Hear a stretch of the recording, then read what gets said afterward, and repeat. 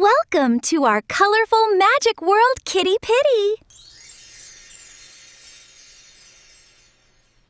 Kitty को बगीचे में एक छोटी लाल गेंद मिली।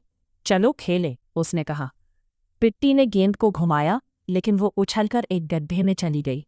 ओह नहीं, पिट्टी चिल्लाया। किट्टी ने एक लकड़ी से निकालने की कोशिश की, लेकिन वो बहुत छोटी थी। तभी पिट्टी को एक विचार आया। वो एक लंबी बेल ले आया। दोनों ने मिलकर गेंद को बाहर निकाल लिया। तभी अचानक उन्हें एक चीं चीं की आवाज़ सुनाई दी।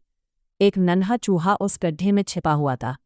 किट्टी मुस्कुराई और उसने लाल गेंद साझा की। वे सब सूर्यास्त तक खेलते रहे। दोस्त एक दूसरे की मदद करते हैं, पिट्टी ने कहा। किट्टी ने अपने दोस्तों को गले लगाया। नन्हा चूहा धीरे से बोला, आज का दिन सबसे अच्छा था।